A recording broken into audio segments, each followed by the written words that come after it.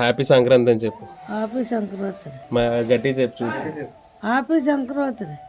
మనం అప్పుడులో టిఫిన్లు టైంలు తినే టైంలో ఏది తినేవారు మామూలుగా? గంటను తినారు.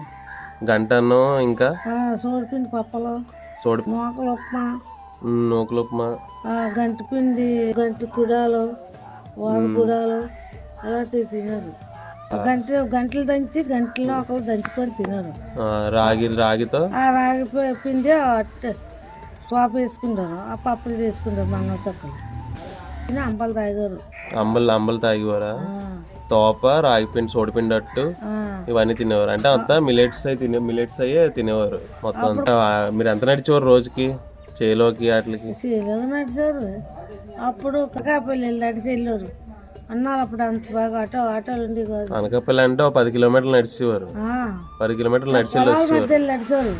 అలా అనకాపల్లి వరకే నడిచిపోయారు, సంతకే నడిచిపోయారు. 10 కిలోమీటర్లు ఆటోలు ఉండి కాదు. ఇప్పుడు ఇవన్నీ తింటుంటేనే డైటింగ్లు ఇవన్నీ అంటున్నారు. కాకపోతే నార్మల్ గా తినేవారు అప్పుడులో మీరు అయ్యే. నార్మల్ గా అయ్యే తినేవారు. ఇప్పుడేమో నూడిల్స్ అది అని చెప్పి ఆరోగ్యాలు పాడు చేసుకుంటున్నారు. చెప్పు. మామూలుగా పిజ్జాలు బర్గర్లు అయ్యే తింటున్నారు, అది తినొద్దని చెప్పు. నూడిల్స్ తినకూడదు. ఇప్పుడే బిర్యానీలు తినకూడదు ఎక్కువ.